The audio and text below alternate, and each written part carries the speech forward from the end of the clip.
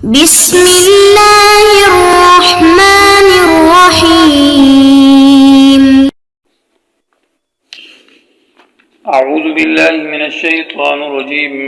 هو الذي خلق لكم ما في الأرض جميعا ثم استوى إلى السماء فسواهن 7 سماوات وهو بكل شيء عليم.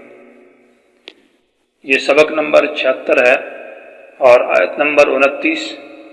سب سے پہلے آیت کا ترجمہ ہے وہ الذی، اللہ وہی ذات ہے جس نے زمین میں جو کچھ ہے وہ تمہارے لیے پیدا کیا ہے.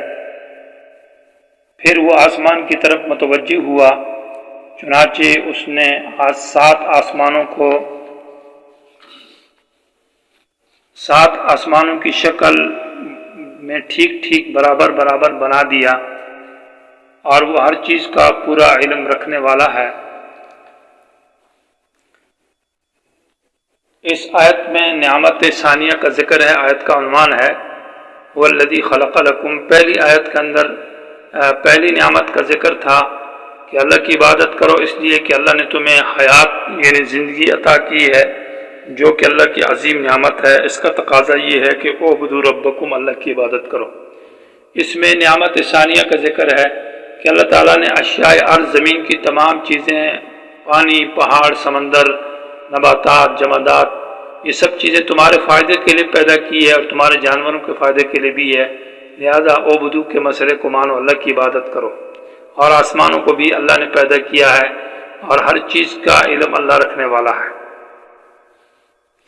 تو یہاں سے آیت کا عنوان ہے بقاء انسانی کا بیان ہے. یعنی پہلے تو خلق کا ذکر تھا کہ خالق اللہ ہے، انسان کو پیدا اللہ نے کیا ہے. اب بقاء انسانی کے تربیت کے اسباب کا ذکر ہے کہ انسان باقی کیسے رہے گا. تو اس کے لیے مواد التربیت کا ذکر ہے کہ خلق لکم ما فی الارض، زمین کی اشیاء کو انسان کے لیے پیدا کیا تاکہ اس کے ذریعے سے کھانے پینے اور خوراک اور رہائش کے ذریعے سے انسان باقی رہ سکے. دوسرا ربط اس آیت کا ماقبل سے یہ ہے کہ جب یہ مسئلہ ماقبل میں ذکر کیا کہ تمہیں اللہ تبارک و تعالیٰ نے زندگی عطا کی دنیا میں، پھر اللہ موت دے گا، پھر زندہ کرے گا اور تم اللہ کی طرف لوٹائے جاؤ گے، تو گویا کہ کافروں کی طرف سے انکار ہے کہ دوبارہ زندگی نہیں ہے.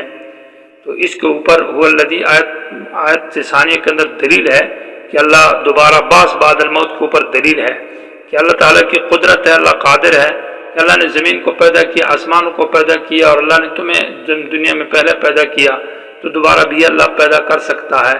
گویا کہ آیت ثانیہ ثم الیہ ترجعون کے اوپر دلیل ہے. هو الذی، اللہ وہ ذات ہے، خلقہ جس نے پیدا کیا، لکم تمہارے فائدے کے لیے. لام جو ہے یہ لام برائے انتفاع، لام نفع کے لیے ہے، یا لام اجلیہ ہے. آلوسی نصفی مدارک میں لکھتے ہیں لأجل انتفاع لکم، لأجلکم یا لانتفاع لکم، تمہارے وجہ سے اللہ نے اشیاء زمین کی چیزوں کو پیدا کیا یا تمہارے فائدے کے لیے. اور وہ فائدہ عام ہے، پھر وہ دینی ہو یا دنیاوی ہو. دنیاوی فائدہ تو یہ ہے کہ کھانا پینا استعمال کرنا وغیرہ، اور دینی فائدہ یہ ہے کہ انسان بعض چیزوں سے عبرت حاصل کرتا ہے. جیسے مثلا زہریلا چیز ہے، سانپ ہے یا ڈراؤ کی چیز ہے، اس سے انسان عبرت حاصل کرتا ہے اور ڈرتا ہے کہ قبر میں ان کا عذاب ہوگا، آخرت میں عذاب ہوگا، تو خوف پیدا ہوتا ہے. یہ بھی ایک بہت بڑا فائدہ ہے. تو اس لیے تمام چیزیں وہ انسان کے فائدے کے لیے ہے. بالذات بعض چیزوں سے فائدہ ہے یا بعض چیزوں سے بالذات تو نہیں ہے، بالواسطہ ہے. بعض زہریلی چیزوں کے اندر بھی اللہ تبارک و تعالی انسان کے لیے فائدہ رکھا ہے، اور عقل مند اور سمجھدار لوگ ان سے وہ اس فائدے کو حاصل کرتے ہیں، یا زیادہ نہیں تو کم از کم اس سے انسان کو عبرت حاصل ہوتی ہے، جو کہ انسان کا دینی فائدہ ہے. اس لیے جمیعاً تاکید ہے ماں کے لیے، اور یہ حال ہے ترکیب میں. تو معنی ہوگا خلق لکم، پیدا کیا ہے، ماں وہ سب کچھ فی الارض جو زمین میں ہے، جمیعاً سارا کا سارا تمہارے فائدے کے لیے ہے.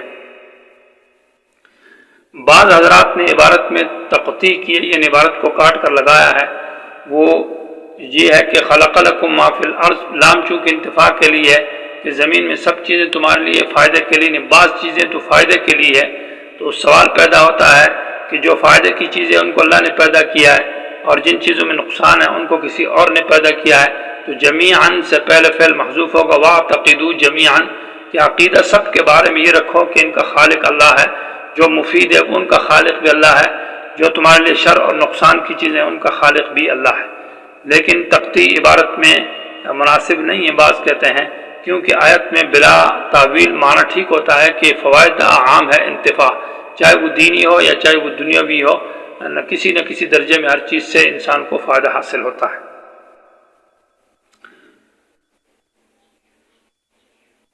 صوفیہ کے اندر، متصوفہ کے اندر تو بہت سارے جماعتیں ہیں، تقریباً 198 جماعت ذکر کی ہے، ان میں ایک اباحیہ جماعت ہے، اور وہ کہتے ہیں کہ انسان کے لیے ہر چیز مباح ہے اور جائز ہے، حتیٰ کہ گناہ کو بھی وہ جائز کر دیتے ہیں۔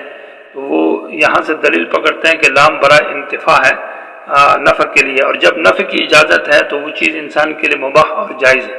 تو اس کا ایک جواب یہ ہے کہ اس کا تو پھر یہ مطلب ہوگا کہ انسان کے لیے گندگی اور بدبودار گندی چیزیں کھانا بھی جائز ہوگی۔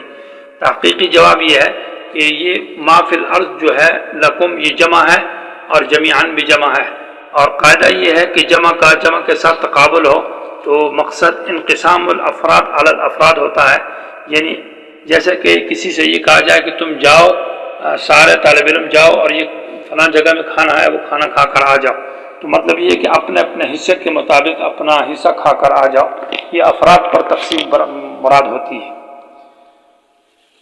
ثم استوى الى السماء، پھر اللہ تبارک و تعالی متوجہ ہوا الی السماء، آسمان کی طرف، فسواہن، پس ان کو برابر کیا 7 آسمان۔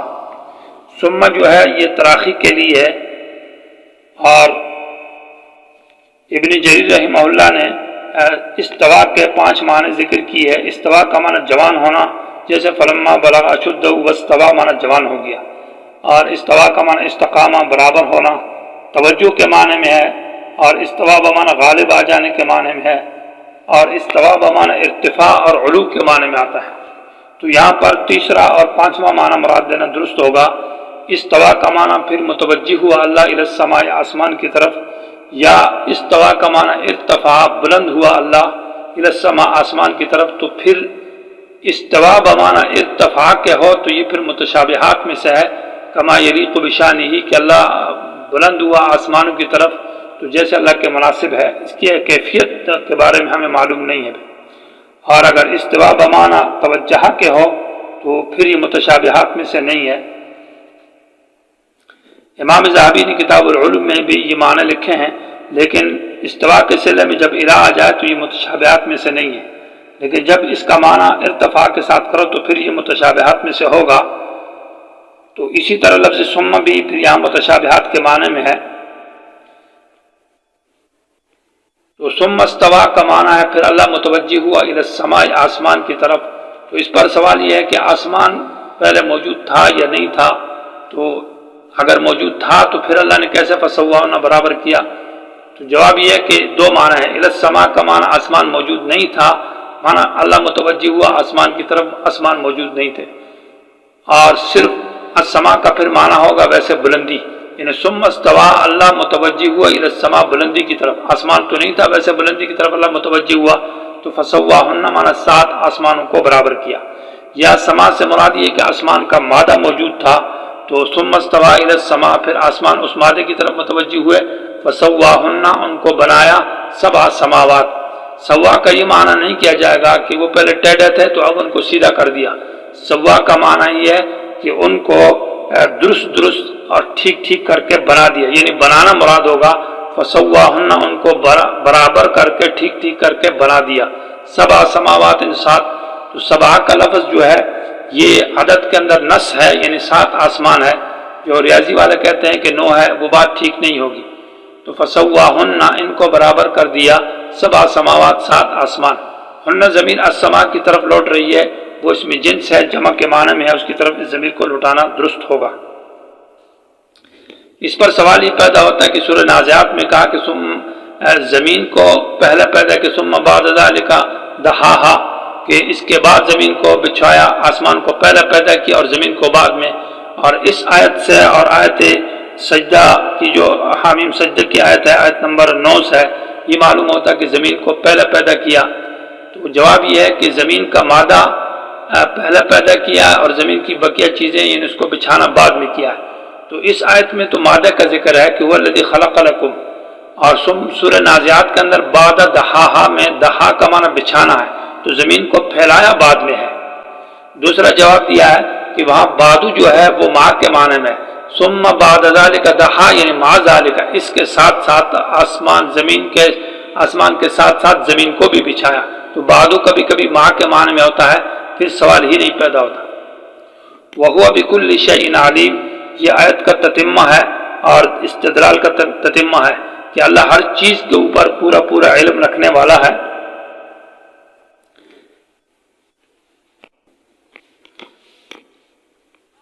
ادلہ کے اندر جب دلائل عقلیہ ذکر کیے جاتے ہیں تو اس میں دو مضمون ہوتا ہے، ایک یہ ہوتا ہے کہ قادر ہر چیز پر اللہ ہے، ہر چیز اللہ کی قدرت میں، اور دوسرا یہ ہے کہ ہر چیز کے اوپر علم اللہ کا ہے۔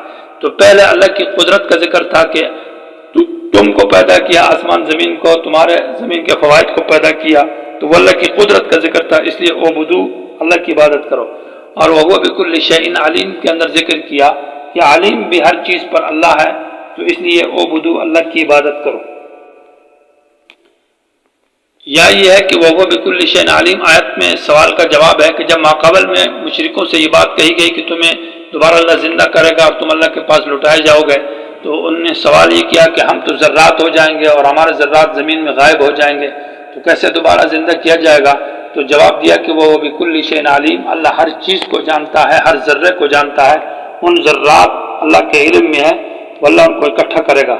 تو علم اللہ کی صفت ازلی قدیم ہے، اور قبل وجود الاشیاء و بعدہا، اشیاء کے موجود ہونے سے پہلے بھی اللہ کا علم ان پر تھا، اور اشیاء کے موجود ہونے کے بعد بھی اللہ کا ان کے اوپر علم ہے۔